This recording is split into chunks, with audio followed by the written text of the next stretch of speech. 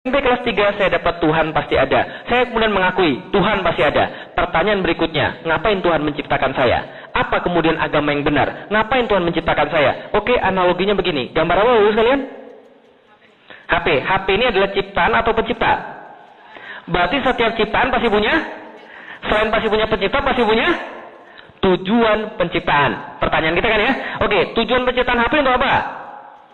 SMS dan telepon. Supaya tetap bisa dipakai untuk SMS dan telepon, maka HP-nya harus dicas, harus lagi diaktifin, harus lagi diisi pulsa. Supaya tidak rusak, maka HP-nya tidak boleh dibanting, tidak boleh lagi dicelupin air, tidak boleh lagi dibakar. Oke, semua itu ada di mana?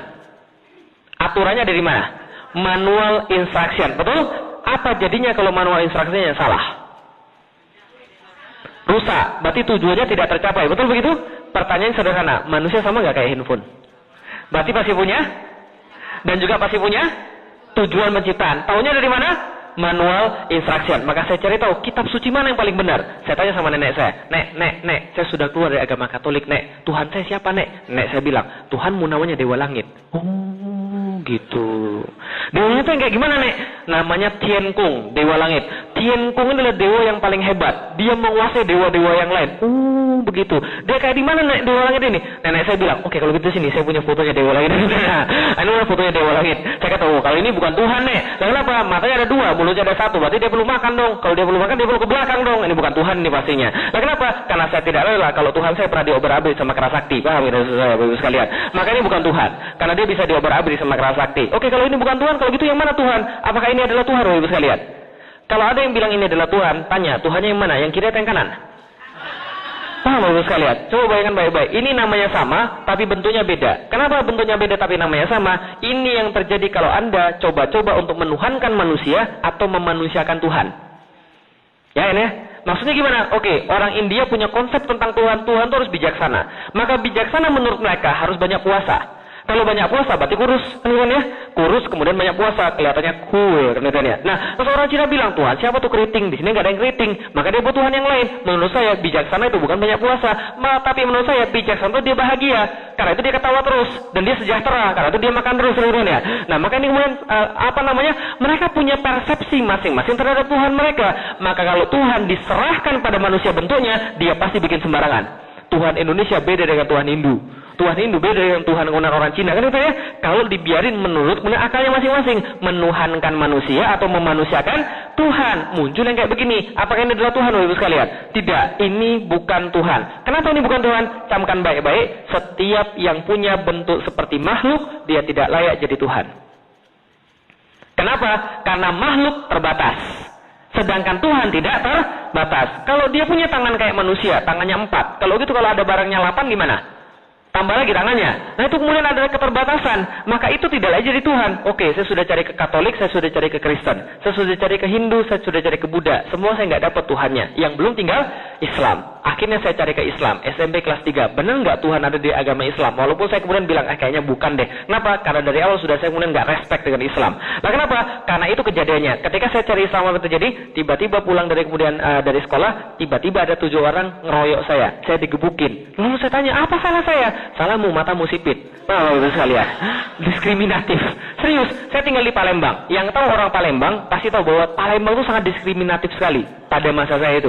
Lalu kemudian saya bilang, apakah begini agama yang benar? Kayaknya enggak deh. Enggak ada agama yang benar. Saya kesimpulan saya. SMP kelas 3 saya mulai berkesimpulan tidak ada agama yang benar. Yang saya yakin Tuhan itu ada. Karena saya sudah buktiin Tuhan dengan akal, tapi nggak ada agama yang benar. Maka saya melanjutkan hidup saya tanpa ada agama. Yang penting saya berbuat baik sama orang. Lalu kemudian berlanjut kepada SMA, lalu berlanjut pada kuliah. Pas kuliah itulah kemudian ada teman saya yang bilang, kamu benar-benar mau nyari kebenaran? Ikut dengan saya, kita diskusi dengan ustadz saya. Saya sudah bosan diskusi sama ustadz, di mana-mana sama aja. Enggak, coba ketemu dengan ustadz saya, orangnya masih muda, tapi ngomongannya penuh berkah. Akhirnya kemudian saya bilang, oke, nothing tulus. Saya coba datang aja ke dia. Ketika saya datang, ketemu dengan ustadznya, saya nggak kira, karena pandangan saya tentang ustadz kayak gimana? Pakai peci kan gitu kan ya, pakai sorban kan gitu kan ya. Semakin gede sorbannya semakin beriman kan gitu kan ya. Jadi segede ban Vespa gitu kan ya. Jadi kemudian apa yang kita dengar tentang ustadz? Kemudian udah tua, jenggotan, kemudian pakai baju jubah dan ngomong angker gitu kan ya. Assalamualaikum warahmatullahi wabarakatuh gitu kan ya. Jadi seolah begitu. Ternyata saya ketemu adalah seorang anak muda dan dia tidak hanya paham tentang agama tapi dia paham tentang kehidupan. Dan kemudian dia mampu menjelaskan segala macam fenomena-fenomena yang ada. Saya tertarik dengan saya bilang, Kang, kayaknya kita harus lanjut diskusi deh.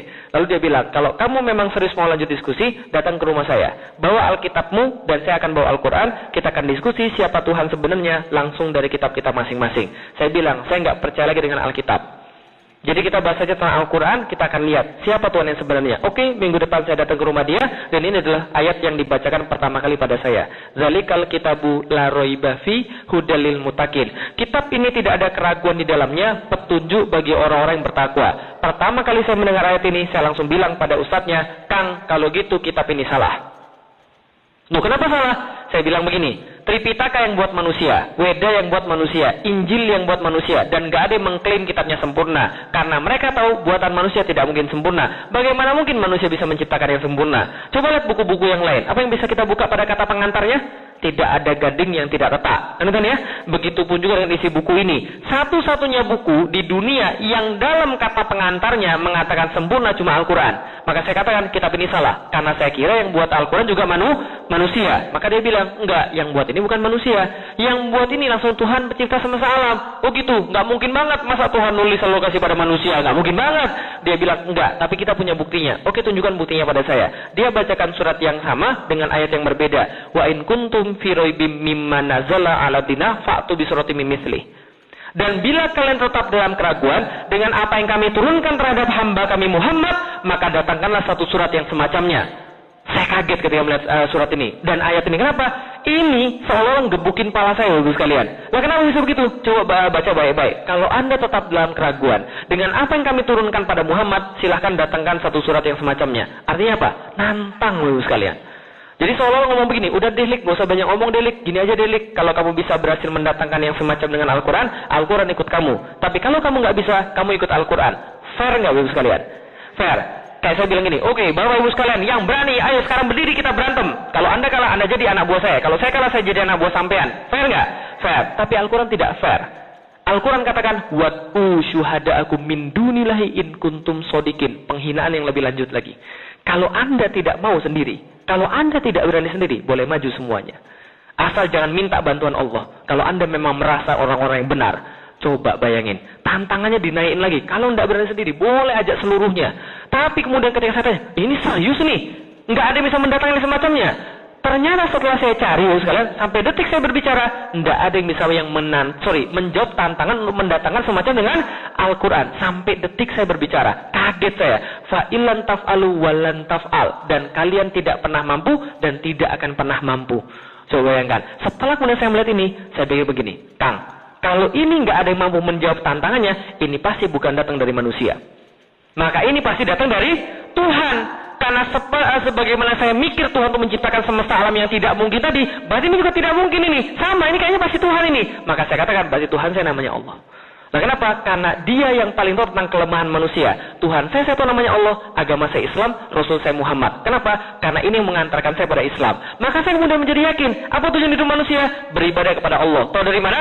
Wa ma khalaqtul jinna wal insa illa liya'budun. Di mana itu? Di Al-Quran. Kenapa percaya dengan Al-Quran?